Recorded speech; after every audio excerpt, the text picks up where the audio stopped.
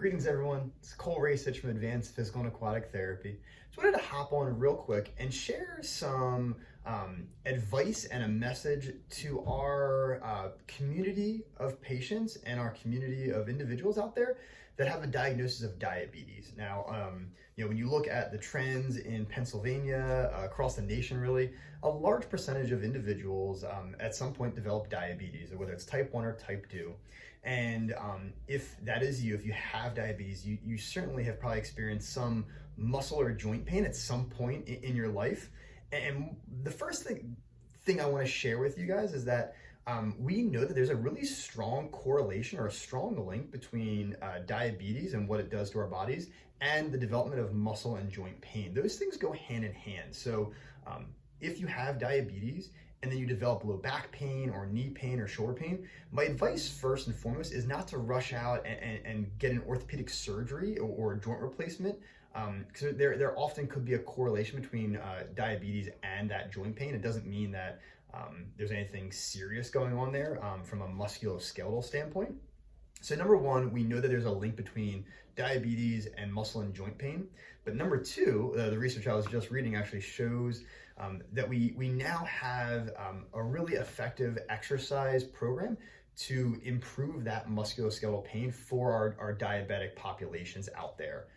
And what they found in that research was that individuals with diabetes and muscle and joint pain that went through 8 weeks of high intense aerobic and strength training actually were able to significantly improve that muscle and joint pain compared to individuals that exercise at lower intensities. So we now know that there's a really optimum dosage and a great exercise program out there for those of you with diabetes that develop back pain or knee pain.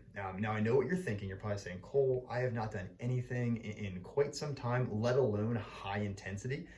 I don't think I'm ready for that. How am I going to do that? How does that help me? And the first thing I'd say to that is that as licensed physical therapists, we are more than equipped with designing a program that helps you gradually increase the intensity while also respecting your symptoms and your activity levels and really helping you get back to doing what you love to do at the appropriate intensity. So that is something we do on a regular basis. And the second part of that, something that we strongly believe in here at Advance, is the benefits of aquatic therapy. So exercising in a therapeutic pool where the water temperature is in the 92 range is a great way to reach those higher intensities without overdoing it or without the increased soreness that you might experience working out on land. So if you've never kind of participated in an exercise program before, let alone at high intensities, starting out in an aquatic or a pool physical therapy setting would probably be a great option for you,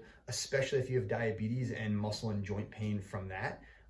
The water is a great way to increase the intensity without the soreness, risk of injury, or also the fear and apprehension that goes into exercising on land. So we have plenty of options for you.